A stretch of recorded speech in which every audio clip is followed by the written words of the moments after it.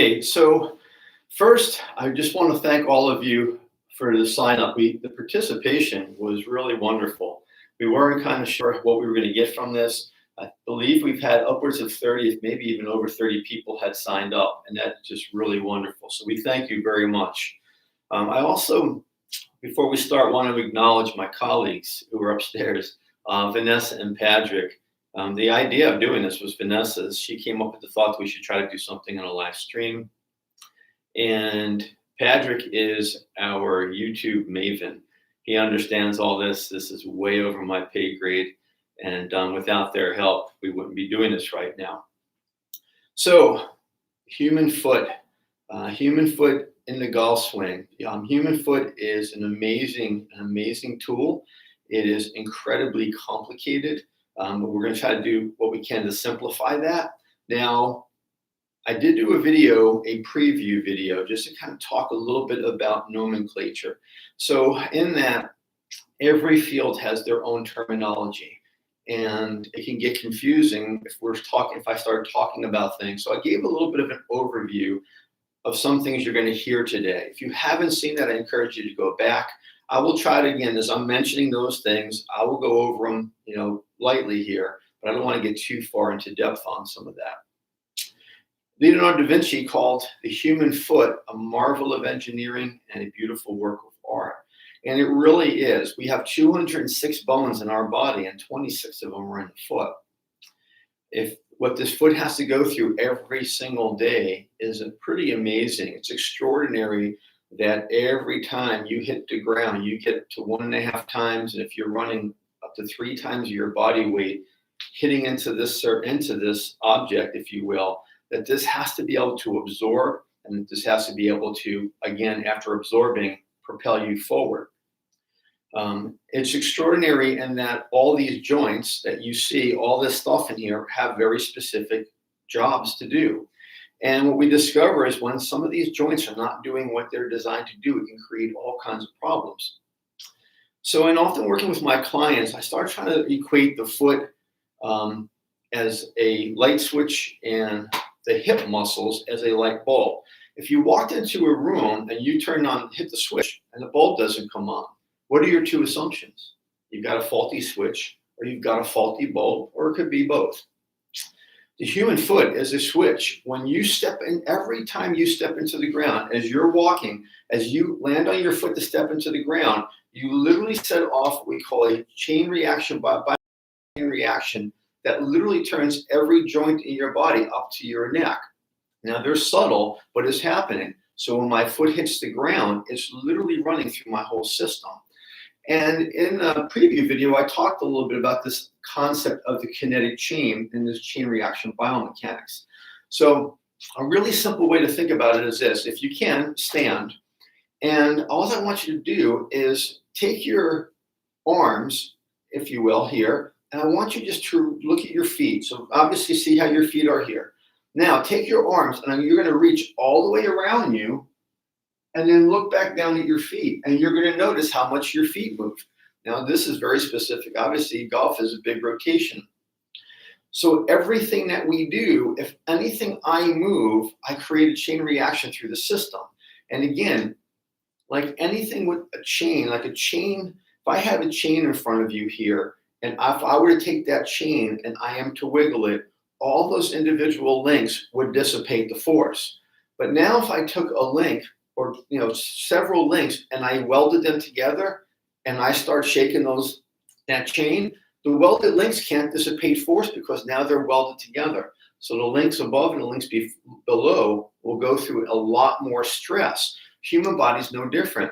We are designed that every single joint has a role in order to dissipate the effects of gravity, ground reaction, and momentum. Again, that was in the preview video. And then as we propel ourselves, or as we explode ourselves, to be able to come into the position, explode out, and then decelerate. If those joints are not doing their job because they're weak links, the links above and below start getting beat up. So when we have golfers coming in with low back pain, which is common, it's not the low back's fault. It's coming from dysfunction in the hips, maybe the thoracic spine. I'll be covering those in the future videos. And in large part can be coming from the foot. So as we progress through this series, we're going to work our way. Obviously, today is the foot. We're going to make our way up to the pelvis and hips. We're going to work through through the whole spine, cervical, thoracic, and lumbar spine. We're going to work through the shoulders, and then we'll work through the wrists. The videos are meant to be somewhere in that 30-minute range, and then we'll open up to questions and answers at the end. Today in our video, there will be a point, because this is a foot, I'm going to have to take the camera, I'm going to have to lower it to the ground, so bear with me with that. In regard that this is new format for us, and as we're trying to work through it as we were earlier. I have been blessed to have been able to present at sport medicine conferences throughout the country and even in Europe, and for some reason, talking to myself in front of a computer, I was almost as equally as nervous as I was in front of a crowd of 300 people. So with all that said, the format again is going to be, I'm going to go through this. If you have questions as you're typing them up, I will not see them yet. Vanessa and Patrick will kind of query them. And then at the end, we're going to go back and we'll address that. So my experience with the foot. Now, personally, I have, and you'll see when I bring the camera down, I am very flat-footed. So, and that created all kinds of issues. So I was very much into athletics. I was into doing triathlons in college. And I get up every morning like I was walking on broken glass. I had plantar fasciitis. For anybody who's ever suffered from that, you'll know, Achilles tendonitis and so forth. Well, in that, and starting the biomechanics, started to understand that I have a dysfunctional foot. I have what is called a forefoot deformity, which means my foot slants off. Now, most people have heard the term pronation, and especially when it's related to hyperpronation. When we look at this foot, we're going to talk about what these joints are doing. And the hyperpronation actually happens, or the pronation, below the ankle joint. It happens down here. So in my case, and in case of people with this foot type, the foot goes through too much motion in any given task, and it doesn't control well. There are some people who have very rigid feet. They don't go through their motion. So all of a sudden, not only can you wind up experiencing pain at your feet, but you might get anything down there. It's like, wow, why is my hip hurting? Why am I getting this back pain, especially to one side? So the foot influences the whole chain. If somebody is coming in and they're having pain somewhere in their body, one of the things we take a look at is what is their foot doing? Again, it's relative to the tasks and the things they may be working on. For somebody walking on this who comes in and they're having some pain, and I know they're walking on the road and they're walking on that little bit that roads are sloped. If I have myself on the road on the same side every time, I'm putting my foot through mechanics that can become stressful, and all of a sudden I've got hip pain, groin pain, or back pain. I experienced a ton of that, led me down the road to trying to understand better.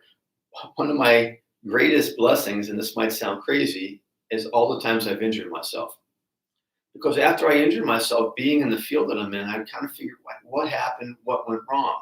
And I would start studying it. I had a lumbar disc injury. I had pretty much everything.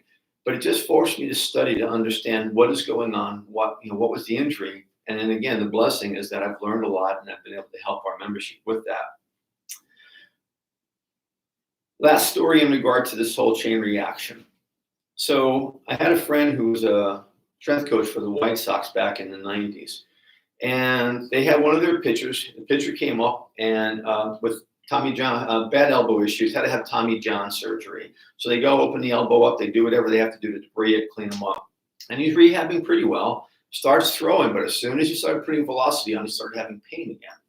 They went through the whole process again, everything the same. You're starting getting pain again. So they called in the guy who turned out to be my mentor to figure out what is wrong with this guy and why is he having this issue. When he assessed him, he found out that his big toe didn't bend back enough. Now let's see if the camera's picking this up. So the human big toe is actually designed to, it should come up to about 65 degrees. Now in gait, it needs about 30. But in various activities, and as we'll see in the follow through, to get in the proper position, it needs a fair amount of motion. Well, in this pitcher's case, his toe is rigid. They call it a Hallux Rigidus type of motion. So it's locked down. So as a pitcher comes up over their foot, he's got to be able to get over his forefoot. That toe has got to be able to bend and get out of the way so he can push off. And if you, as a right-handed pitcher, if you were to mimic this with me, and as you spin and turn, that toe is going through a ton of motion. His couldn't do it. So what happened is he was going through it. It kept him out of position ever so slightly. Well, in his case, at these extreme levels, when something's instantly rotating an arm at 6,000 degrees per second, that little bit matters, and it was causing an injury. Again, a golf swing is this big, complex motion that happens so fast. And if something is just not timed well, or if there's something in that chain that is not doing its job, it will create issues. So again, the foot is the first place we look. Now, the foot is our interaction with the earth. Everything that we do in an upright position deals with the stability, the mobility, but yet the stability of this to be able to do its job. Now, again, in that prep video, I talked about this concept of 3 planes of motion. All human movement has to be able to move in 3 different planes. This first one we call sagittal. This is a frontal, and this is a transverse, and the foot is no different. Now, I'm trying to get that conceptually, and with this, I'm going to slide to the camera here, see if that may get a better picture, this is your ankle joint. So the tibia, your tibia, and again, if you want to stand and you could just do a little bit of a squat, you can feel it. This has to be able to move in this plane, right? Now, this is a sagittal plane, and this joint is predominantly designed for that. But there's always going to be motion in the other 2 planes to some degree. So some joints will have ability to move more in one plane than another, and obviously other joints a little bit differently. So as we break this down and we start looking, we're going to take a look now what is happening in the golf swing. There's a ton of complexity to this, and I want to try to keep it simple. And then from there, we're going to go into some ideas of what we can do in regard to assessing it and how do we work on strengthening it. Now, everybody's going to be different. If I assess person A and I find some level of dysfunction in person B, some of the things how we're going to approach it they will be different. There are some soft tissue techniques and things that we can do that are universal, and we'll touch on some of that. Our goal is not to give you everything that can be done for the foot, but just to give you some starting points and a little bit of understanding. Anything else, you obviously can come give me a call. And I'm going to get with Patrick. We're going to wind up shooting a video just on foot soft tissue care and some of that stuff using these variety of balls. And I'll show those a little bit toward the end. All right. So let's go back into this whole concept of our light switch and our foot. So my foot in the golf swing, and I'll turn the camera down in a second, is going to anchor me.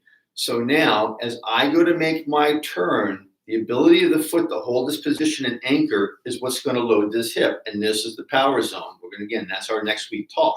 So now I'm going to lower the camera to the ground. So bear with me here. So you should be able to see my feet and my knees. And then we'll talk a little bit through what's happening there and then how we assess it. Okay. So I'm going to slide this down.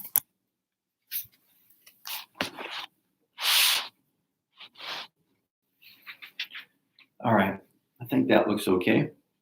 So in the setup is relatively easy. So if I get myself in a set position, and I'm going to take it from this angle to start, the amount of motion here is not excessive. It doesn't take a whole lot of motion. So getting people in the setup is usually not a big issue. When we see the setup not well, it's usually more up at the hip. So now in this backswing, let's focus first. I think the easiest way to do, we're going to start we'll look at my trail leg or my right foot. And as I take my club back, and I think I'm just going to put that, just do it with my hands.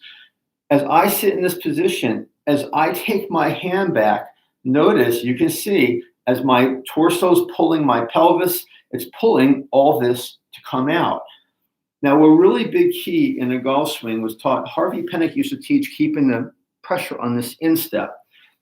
And the reason that's important is getting back to the concept of pronating the foot. I am going to actually purposely pronate this foot down. And you can see I actually tend to overpronate, so that's not a big issue for me. But I want to hold this in. As I do, now I've got this switch turned on, and it allows me to load all the way up this kinetic chain into this hip joint. If my foot, for whatever reason, wants to roll out, and again, that could be coming up from the hip and not necessarily the foot, but this motion here is not good. I lose all my power. So when we're assessing the foot, first we're going to, as we take that foot, as I come here, so here's my start position, here's how much my knee is over my foot. And in our technical jargon, we call this an ankle dorsiflex position. Now let's watch my right side. As this spins, my tibia is rolling out, which is trying to pull my foot over. Again, I am going to resist that, but as I do that, this knee starts tracking over this foot even more. So it went from here, and now it's going to here. But when it's going from here to here, it's doing it with this foot in a rolled out position. The term is actually supination. People hear pronation, this is supination. So the ability to be able to get through my foot here is very different than what's happening here.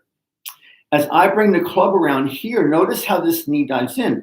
This one is going through that pronation motion. And what happens, it's easy to cheat and create motion, this dorsiflexion motion, over the foot when the foot is ultrapronated like that. And when we're assessing, we just have to watch for that. So again, I come up to the top of the backswing. So not only is this tibia turning out, it's moving over the foot a little bit more. This is moving in, drawing this foot down, and again, tibia out a little bit more. On the initiation of the downswing, there's actually a turning out of the foot against the ground. Now, again, in our preview video, we talked 3 planes of motion. I'm going to reach my foot. So the foot can do this, the foot can do this, or the foot can do this. Now, my foot is going to be doing this rotational motion against the ground. The foot's not going to move. It's creating an isometric pressure. And again, that's really critical to properly load through the hips.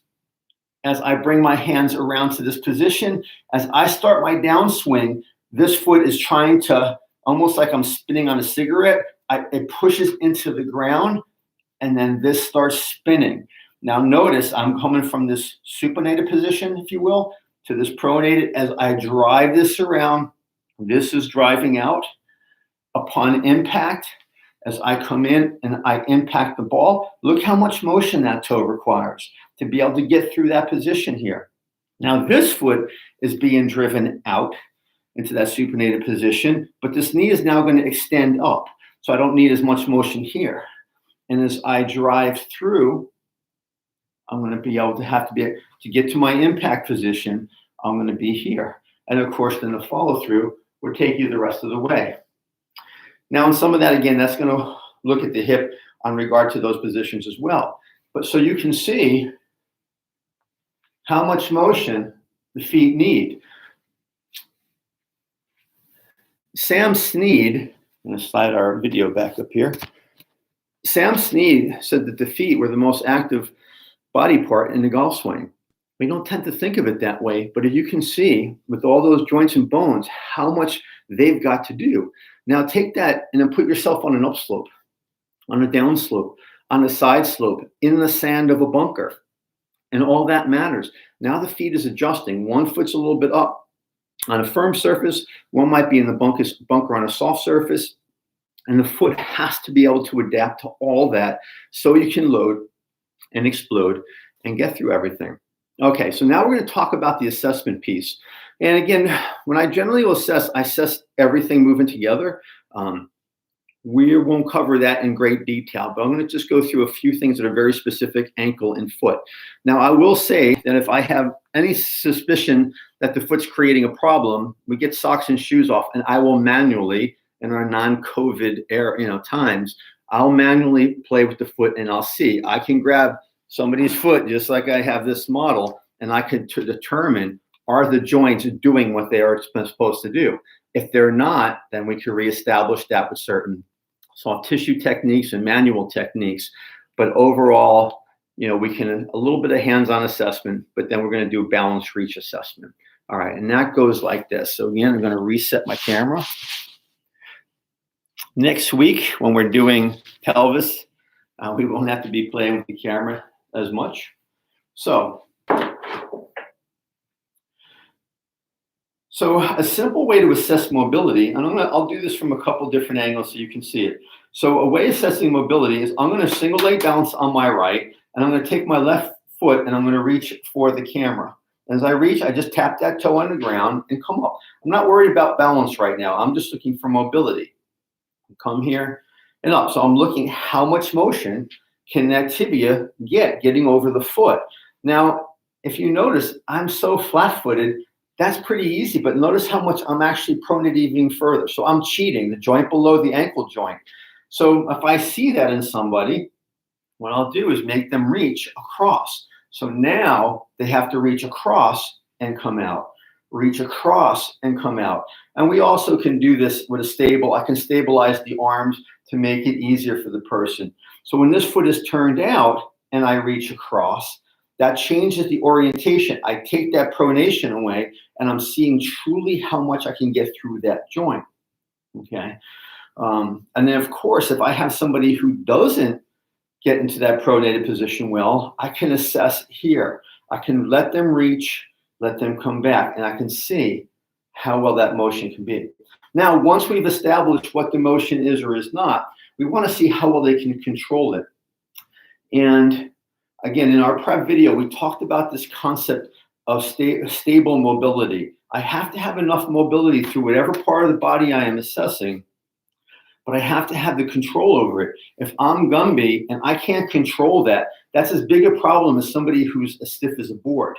So now, once we've taken a look at that foot, we've assessed its mobility, now we're gonna see, can this person reach this foot? Is there enough stability for them to get through the various motions of the foot and to return? Now, as you probably notice, anybody who's taken my class, this is a drill we do. We always say that the exercise is the test and the test is the exercise. If I do an assessment on you of a motion that doesn't match up to what you're doing in the real world, that test doesn't really matter that much.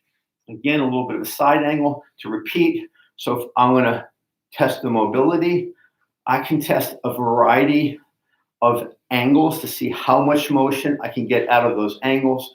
And then of course, then we would be able to test the ability to control, whoops, trying to watch the camera as I'm doing my reach here and coming out of position.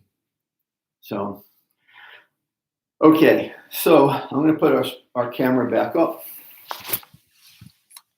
So that's a brief overview, if you will, of how that foot is gonna work in the golf swing and in general function.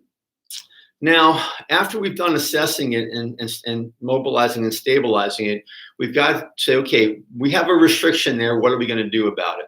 So one of the things we'll do in regard to the restriction, and again, now I'm going to play with my camera angle a little bit, is going to find a place where we can get against the wall. And in this case, I'll show the camera from this side. And a simple drill is how this foot will actually work in gait. Now, I know we're talking golf, but if I improve the function in gait, it'll improve for golf. And this ankle has to go through this motion at the same time the hip does. So generally, we're going to take this hip up, and we're just going to drive that knee forward. Now, again, I want to test, like especially in my situation where my foot's diving in, I want to test that outside or mobilize, I should say, that outside. I just drag the knee across the body. I'm still creating that motion, but by driving the knee across, I'm resetting up that foot into a position where these become stable. And as these are stable, it allows the push off and gait. We mentioned that a little bit earlier. So I can hit those various positions. Then once I've mobilized it, I can go through my patterns. If I need to come this way, I can mobilize by reaching across or reaching the knee as well. And then once that is done, we can go back into our balance reaches. Now, I'm going to show, my hand will show here a little bit. So if you're first time doing these, well, first, if you're doing these at the house, please be careful. Don't do these near glass cocktail tables. Find a very safe place. Use a hallway. You've got the walls there to put your fingers up on. And again, so now I can just start reaching in all the different positions to start training the foot to get ready to do what I need to do. I do recommend to do a lot of this barefoot, but then again, it doesn't hurt to put your shoe back on, especially if it's your golf shoe. And you can start doing it, let's say you're outside, find that a little bit upslope, downslope, and so forth. So mix up your surfaces, do some barefoot, do some in your shoes, and you'll slowly integrate these patterns. And then lastly, I want to talk quickly about soft tissue. Now, we're not going to cover it in great detail here. We will have a follow-up video for the stretching series, and then we'll cover this. So, soft tissue mobilization is really, really critical for a lot of things. So when we stretch, and we tend to lean to the term mobilize a little bit more now. We want to make sure that we're getting the soft tissue prepared to do it. Now, I can just get into any stretch position and I can work it, that's fine. But most of the science on what is called the fascial system is showing us now that we have better results when we do a little prep work, whether it's foam rolling, lacrosse balls. Where the feet are concerned, and we'll put this in the notes, what I've come to really like and rely on for my feet, and again, I'm so flat-footed, I do this pretty frequently, is they're called rad balls, R-A-D, and again, we'll put this in our link so you can see them. And the 3 balls will have 6 different points on the bottom of the foot to hit. So I'm going to take this ball, I have the larger ball down, and I'm going to work that. And again, so you're pressing and you're going through the series with all 3 balls. I highly recommend that. Like I said, our follow-up series on that will go a little bit more soft tissue, what we can do to get our feet mobilized, and a couple of intrinsic muscle strengthening, where we're trying to get that arch and some of those other intrinsic. When I say intrinsic, I'm talking the actual muscles that are in the foot. Extrinsic is the muscles above the foot that help control the foot. And we'll cover those separately in that so we don't run too long today. With that said, we're open to questions. So I'm going to restore the chat. And if Vanessa and Patrick, if you have any questions preset. And Patrick, I'm trying to restore the set, our chat.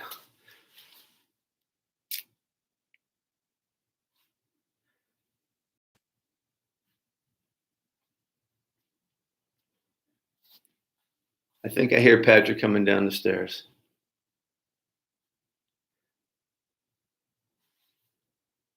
I'm sorry, guys. I'm hitting restore chat and it won't take it.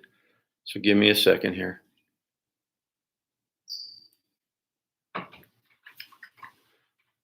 Sorry about that. It's saying restore chat and Today, Mom. There you go. Oh, thank you. All right. Were you guys tracking questions? Anything? I don't have any questions. Okay.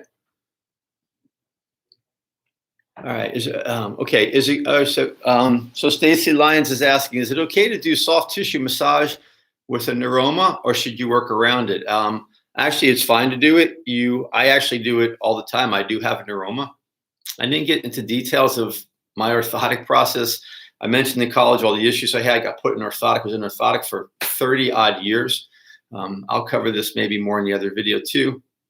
And as I started studying more, and I was fine in my orthotics, I did everything I wanted to do, but in always trying to learn and experiment, I've always been N=1 as far as experimenting. I decided to get rid of my orthotics, start doing the soft tissue work, something called a short foot exercise, and I put myself in a 0 drop shoe, and my feet really have never been happier. So yes, you can work the soft tissue things around it. I would say if you're any pressure over the neuroma, like when you grab it, like mine, they're just numb, but doesn't cause me discomfort. If you have actual pain, then be careful, work around it, kind of work around that area. Okay, Diane, I tend to walk with pressure more toward the outside of my feet, maybe due to bunion. Questions? Well, actually, it's an interesting question. So we generally see bunions in people who tend to overpronate, like myself.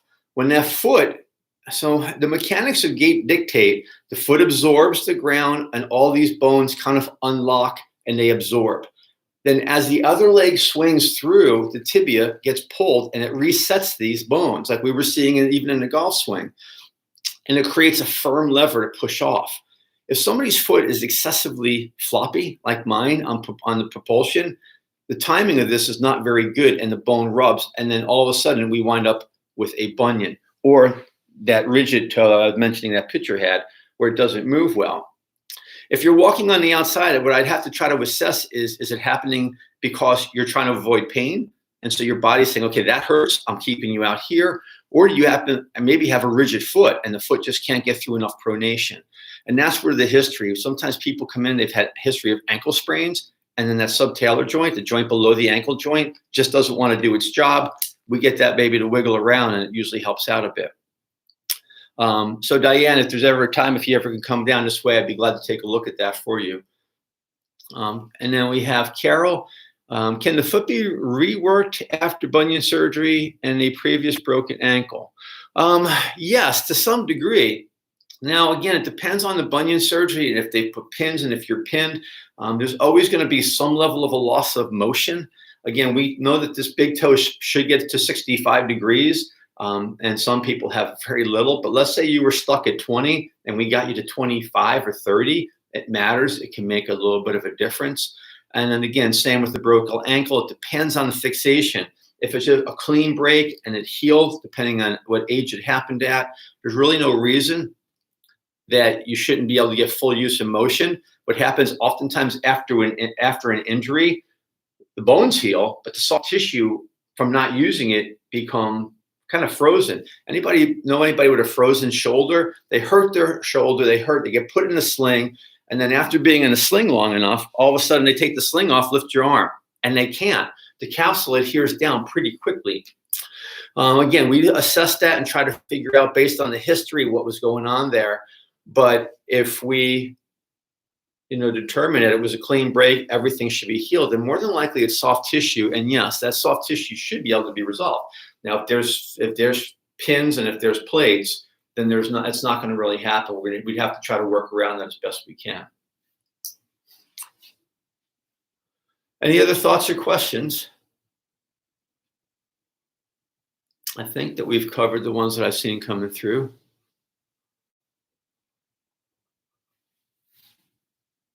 Again, so I guess I should have did a better job introducing myself. There were many people who were signed up who I do not know. I have not had the chance to work with.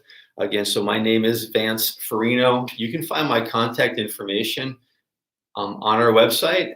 It is vfarino@cliffsliving.com for the email.